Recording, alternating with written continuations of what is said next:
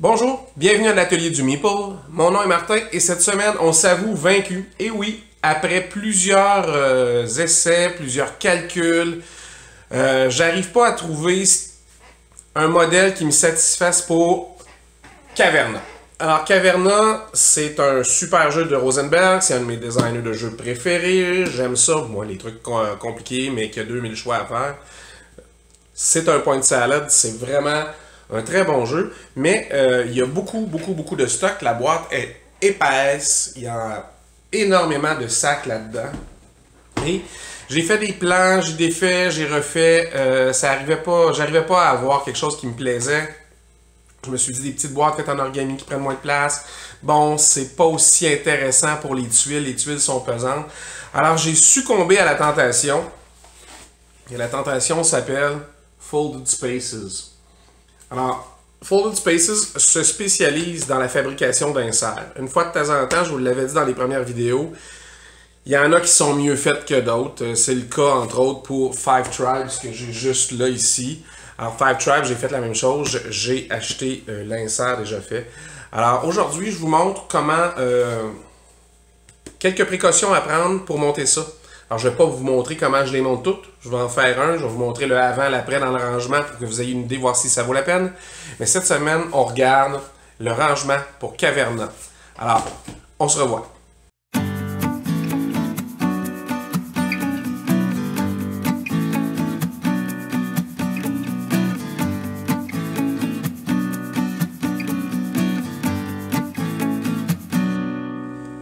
Alors voilà, pour Caverna, c'est assez simple, hein? C'est une grosse boîte.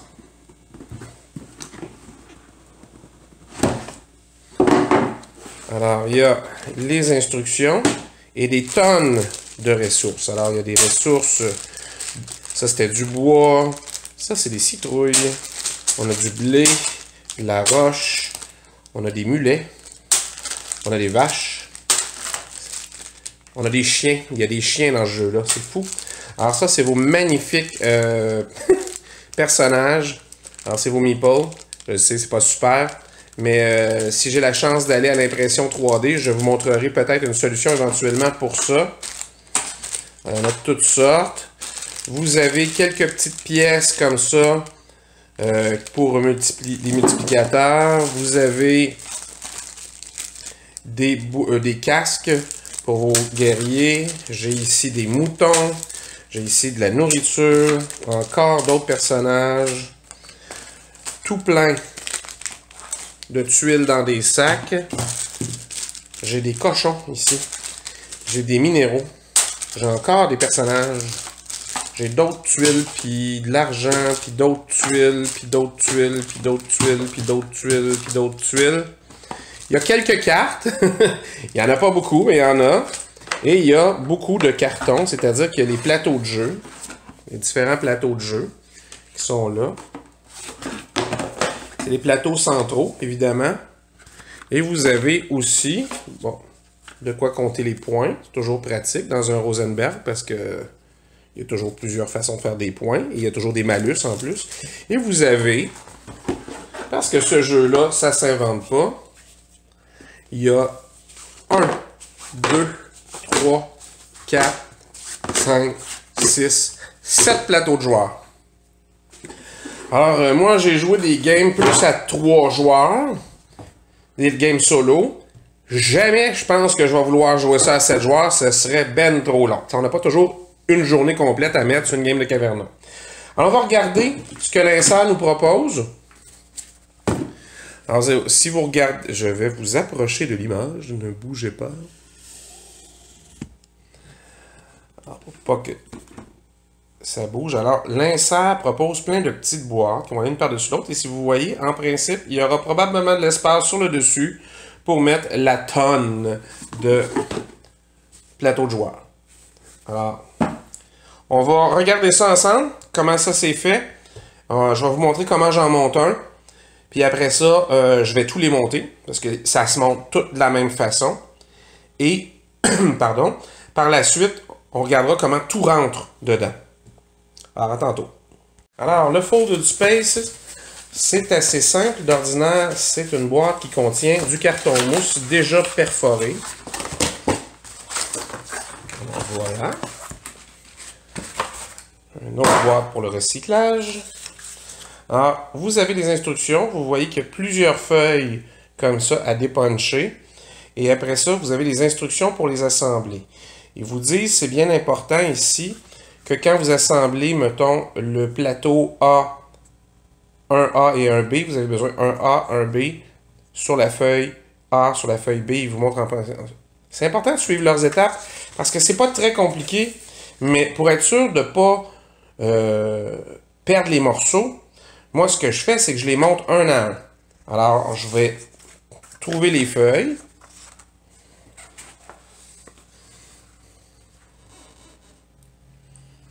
Alors, ici, je ne sais pas si c'est écrit quelque part.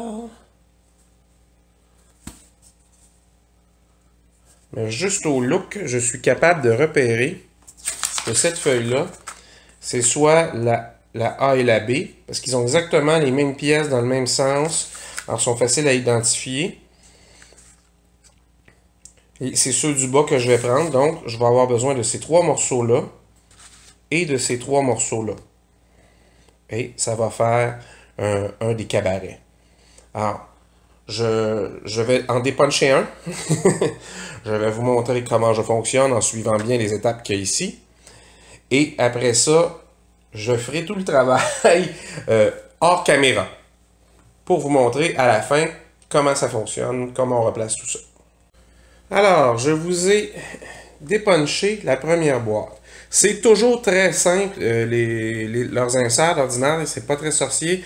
Comme je vous l'ai dit, j'ai dépunché sur la feuille les pièces grises qu'il y avait ici. Ouais, une fois que ça c'est fait, ça a l'air de ça.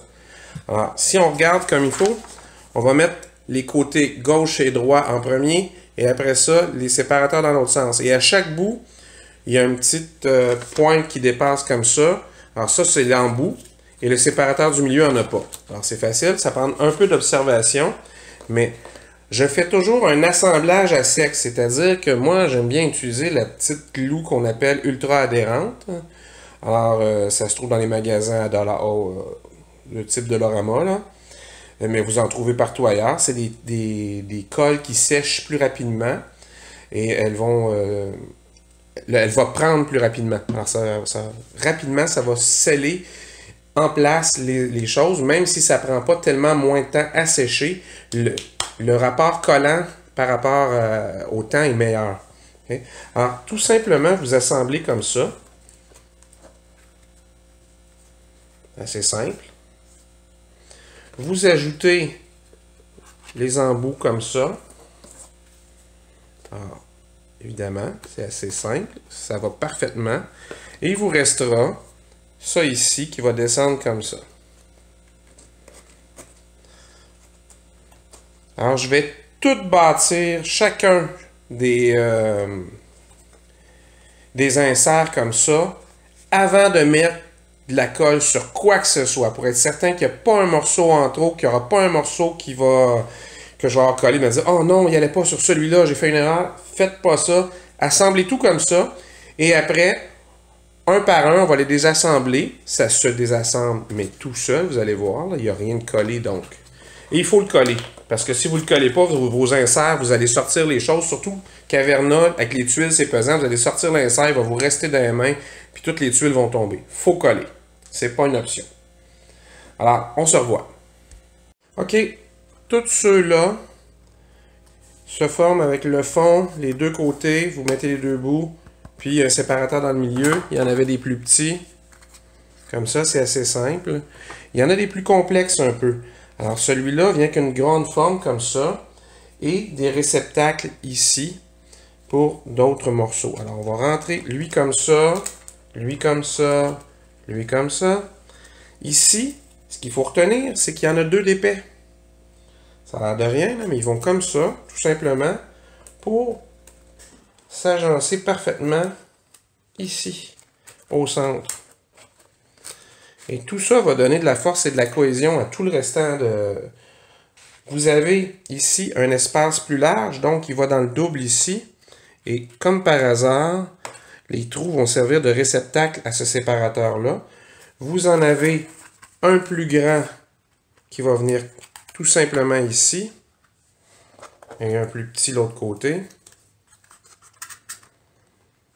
Voilà. Et la même chose ici. Vous prenez le plus grand.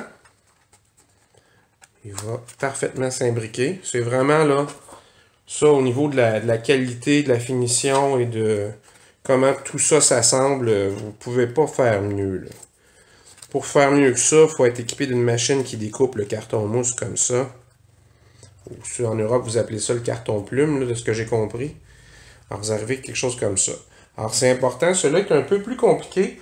Il y en a un autre qui est fait à peu près sur le même principe, mais il n'est pas double au centre. Alors, c'est quand même important de cette petite particularité-là où il est double au centre pour bien comprendre comment c'est monté. Alors, je continue mon bricolage, je vous reviens plus tard. J'ai pas choisi les carrés, tout simple, comme j'ai fait comme la première construction. Puis, tantôt, je suis arrêté pour vous montrer celui-là qui était double. Mais l'avantage de celui qui est double pour la compréhension, c'est qu'il est symétrique. OK? Fait qu'il n'est pas encore collé. Et vous avez ceux-là qui sont asymétriques. C'est-à-dire que ici, c'est deux pièces égales, puis ici, c'est pas égal. Alors, on va les démonter, c'est-à-dire qu'on va enlever le premier séparateur, le deuxième. On va enlever le séparateur du centre, comme ça. Alors, je vais enlever l'autre en dessous. Et vous voyez que le trou, on va le garder à droite. On va tout de suite rabattre comme ça. Alors, ceux-là, ils sont parfaitement égaux, les deux morceaux. Il n'y a pas de problème. Ici,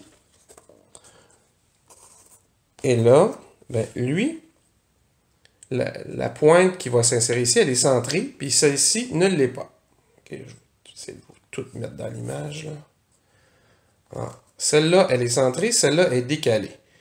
Et c'est important parce que ça ici, du centre, vous allez avoir une séparation au centre ici. Et ici, du centre, vous avez une séparation décalée là. Alors, c'est juste des petits détails qu'il faut observer comme il faut.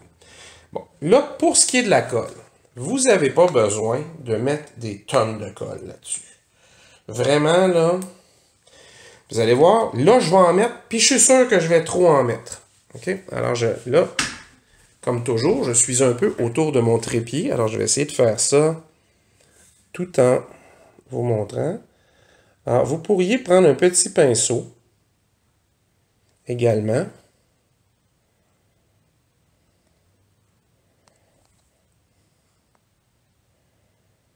Alors, juste... Voyez-vous, ici, je ne mettrai pas de colle parce qu'ici, c'est le côté qui en a besoin. Je vais en mettre un petit peu ici. Il n'y en a pas besoin de beaucoup. Un petit peu ici parce que ça va venir coller. Et un petit peu sur le bout. Comme ça. Vous voyez, c'est pas énormément de colle. C'est un petit filet de colle. On y va doucement. Alors, vous voyez que ce qui est sur le côté va venir s'insérer et coller sur le côté ici. Et ce qu'il y a en dessous va venir coller ici. Bon, là... Il y a ne pas en mettre beaucoup et ne pas en mettre beaucoup. Alors, avant de mettre de la colle, vous faites comme moi, puis vous regardez où va le morceau. Alors, on ne veut pas en mettre là, parce que ça va dépasser en dessous ici, puis on ne veut pas avoir de la colle qui dépasse. Alors, tout simplement, je retourne de côté. Je vais tout simplement pousser ça comme ça dedans et comme ça. Et enlever l'excédent. Pour enlever l'excédent, vous voyez, vous pouvez passer votre doigt comme ça. Ça vous prend un petit linge pour essuyer au fur et à mesure, pour ne pas tout coller autour de vous. Mais vous pourriez aussi avoir un petit linge humide. C'est la colle blanche comme ça, peu importe le modèle que vous utilisez, c'est toujours soluble à l'eau. Alors ça enlève facilement l'excédent. D'habitude, ces cols-là sèchent de façon transparente, mais vous n'avez pas besoin de tout enlever tout le temps, mais s'il y en a beaucoup, faites-le. Alors, le petit papier essuie-tout, comme ça, que j'ai mouillé sur le coin. Alors, je peux venir le passer comme ça. Et si vous regardez bien, ça devient transparent parce que j'ai enlevé l'excédent de colle. Ça n'en prend vraiment pas beaucoup. OK. Alors, ils ont tous été collés. Alors, vous allez remarquer qu'il y en a toujours, ça vient en paire. Alors, il y en a 2 comme ça. Alors, ce qui est pratique et qui est plus dur à... Ben, qui est pas plus dur. Ça se fait à la main, là. Mais les coins ronds, ces affaires-là, puis les découpes parfaites, là. On cherche pas toujours à ce que ce soit parfait, mais regardez ça, là, avec le morceau qui traverse en arrière. Une fois collé, cette pièce-là devient très solide. Puis en plus, celle-là est double au centre. J'ai pas collé les 2 morceaux ensemble, mais comme j'ai collé la base sur ça, le fond, c'est tout comme si je l'avais collé ensemble. On en a 2 plus gros comme ça. On en a 2 comme ça. On en a 2 petits comme ça ici. On en a 2 pour mettre des plus petites pièces. Alors, je soupçonne que c'est peut-être pour les... vos petits disques, hein. Je vous souviens que c'est des disques qui représentent les personnages là-dedans. Là. Alors, je soupçonne que c'est ça qui va là. Et vous en avez 2, celui que je vous ai montré qui était asymétrique comme ça. Alors, celui-là, quand je regarde dans le fond, où la colle, s'il y a un petit peu, où il y en a encore une petite bulle, c'est pas tout à fait sec. Alors, je vous conseille, mais de laisser sécher le tout comme il faut. La dernière affaire que vous voulez, c'est que vos pièces de carton ou que vos pièces de bois restent collées après, puis quand vous tirez, ça arrache. OK? Fait que prenez pas de chance. Puis, laissez tout ça sécher. On va revenir. Alors, je vais terminer probablement ça demain. Le réemballage de tout ça. Et il y a une légende. Ne jetez pas le papier. Ce qui est intéressant avec ces inserts-là, c'est que ils vous disent où ils mettent les choses. Alors, il y en a 1, 2, 3, 4, 5, 6, 2, 4, 6, 8, 10, 12. Alors, il y en a 12. Alors, il y en a en masse pour tout mettre. Mais l'idée, c'est de ne pas le mettre tant que ce ne sera pas sec. Alors, j'arrête ça pour... Moi, je vous filme ça, c'est dans la soirée, c'est pas mon éclairage de d'habitude, vous avez peut-être remarqué. Alors, je vais laisser sécher ça complètement et on continuera demain pour être certain que tout mon montage est bien séché avant de le remettre dedans.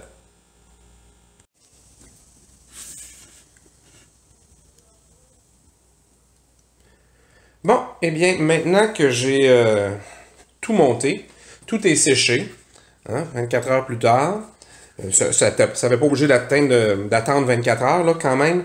C'est juste que je me suis tanné hier. J'allais faire autre chose. Alors, c'est surprenant, tout ce qu'on arrive à entrer. Je me suis rendu compte que j'ai acheté le modèle de base, mais il y avait dans le modèle de base 2 cabarets comme celui-ci qui vont servir si on achète l'extension. Alors, pour le moment, à la limite, on n'en a même pas besoin. Alors, les 2 petits cabarets comme ça, alors j'avais deviné juste, ça sert pour mettre les différentes pièces pour les différents joueurs. Alors, chaque couleur a ses joueurs, plus quelques petits pions comme ça ici qu'on peut mettre. Les 2 gros comme ça, c'est pour mettre des pièces plus nombreuses. Alors, le blé, le bois, les vaches, Alors, les légumes, c'est des citrouilles ou des potirons, si vous voulez. Là. Alors, c'est comme ça.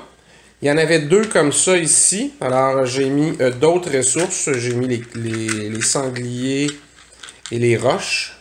Mais vraiment, les pièces de bois sont magnifiques dans ce jeu-là. C'est vraiment... Alors, les plats préparés, c'est-à-dire la nourriture. Quelques multiplicateurs. Alors, ça, c'est assez simple. Si vous manquez de ressources, ben, vous pouvez dire que vous avez 8 vaches juste avec ça. Bon. Vous ne devriez pas manquer de ressources. Parce que l'idée de manquer de ressources dans ce jeu-là, il faut vraiment jouer à plusieurs joueurs. Puis même si ça se joue à 1, 2, 3, 4, 5, 6, 7 joueurs, pas sûr que je le recommanderais, moi. C'est beaucoup de temps. Alors, Ce qui est intéressant, c'est ces petits cabarets-là. Ces petits cabarets-là ont l'avantage de placer toutes les tuiles longues et courtes. Alors, on peut placer aussi les tuiles qui sont des pièces que vous allez construire. Alors, il y en a un rack et un deuxième comme ça. Et ça permet de toutes les mettre dedans. Et ça, franchement, c'est un plus parce que comme ils dépassent, ils sont faciles à identifier. Alors, même si ceux-là sont deux faces pour la mine ou pour les champs, vous en avez d'autres ici qui sont pour les champs à double utilité et pour les retourner pour plus de points. Alors, c'est quand même intéressant. Tout entre. Et vous avez les deux cabarets que j'ai qualifiés d'asymétriques. Ceux-là sont plus bas. Alors, dans un, j'ai mis les petits casques. On se pose des casques ou des boucliers. En tout cas, pour vos personnages. Les ressources de minerais, les cartes, les petits chiens, parce que vous pouvez avoir des petits chiens dans ce jeu-là. Alors, les chiens sont domestiqués. Ça, c'est les moutons, les ânes et les points de victoire. Ah, on peut toujours acheter. Alors là, il s'agit juste de les remettre selon le plan ici. Alors, on va aller avec le bottom layer. Alors, j'ai pris la boîte. Je vais tasser j'ai la boîte que je vais approcher. Le bottom layer, ce qui est intéressant, c'est que ça ici, ça dépasse. Alors, ça dépasse, pourquoi? Pour qu'on puisse les prendre, mais ça dépasse aussi parce que ça matche avec ça. La hauteur va matcher avec la tuile, et ça va faire que tout va être à la même hauteur. Alors, ceux-là vont comme ça, ici. Un en haut, un en bas. Et vous insérez un des deux comme ça, ici. Alors, jusque-là, c'est assez facile. Les plus gros, comme ça, où on met les ressources, vont ici, au bout. Alors, je vais insérer lui là. Et un autre gros au bout. Et vous avez la première couche, celle du fond. Celle du dessus va comme ça. Là, ce qui est le fun, c'est que vous allez plus jamais tout sortir. C'est-à-dire que quelqu'un a besoin de 2 moutons, vous lui donnez 2 moutons. Alors, le rangement, ça sert de plateau sur la table directement. Vous les sortez, vous les mettez sur la table, vous utilisez ce que vous avez besoin. Et à moins de vider complètement les ânes, ce qui serait surprenant, ben vous saurez où les remettre parce qu'ils seront directement dans la boîte. Alors, un comme ça, un comme ça. Les pions avec les joueurs comme ça. Et là, tout ce qui vous reste à mettre, c'est les plateaux. Et l'avantage ici, comme je vous disais, moi, j'ai pas l'extension qui est un peu plus fantastique, là. Alors, j'aurais pas besoin de ces trays-là tout de suite. C'est que je vais pouvoir prendre ça, mettre directement par-dessus tous les plateaux de joueurs, ainsi que les plateaux centraux sur lesquels il faut mettre des cartes et où on a les actions. Alors, je mets ça comme ça.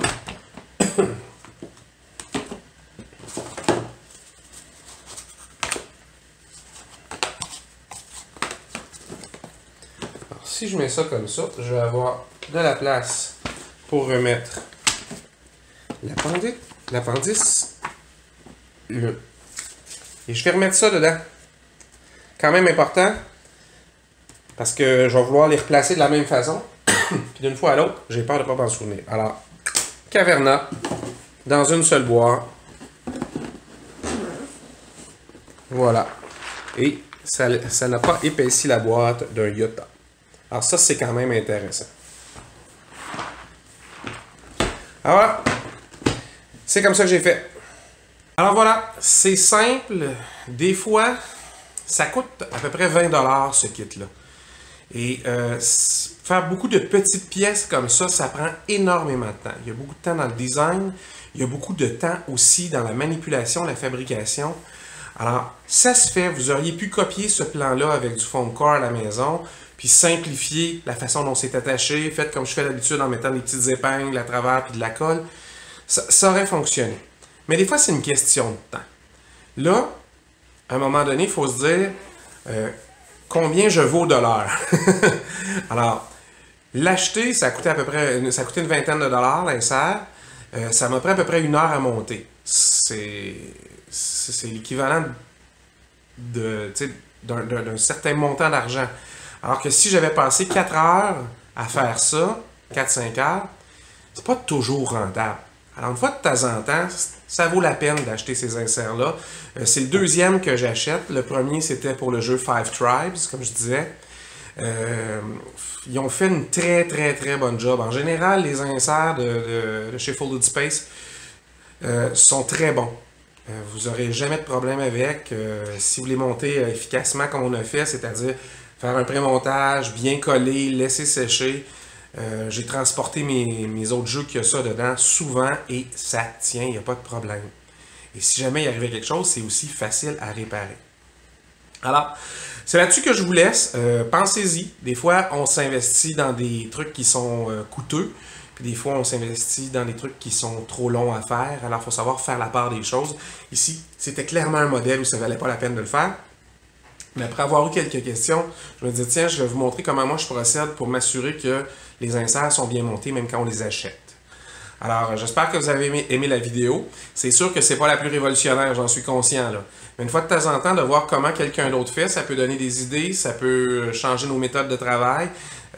Moi, celui-là, c'est pas méthode à moi, là. Je bricole déjà beaucoup, fait que je me sens pas obligé de regarder comment on monte un insert. Mais si vous avez moins l'habitude, ça se peut. Alors profitez-en. À ça, il reste juste à aller jouer. À la prochaine.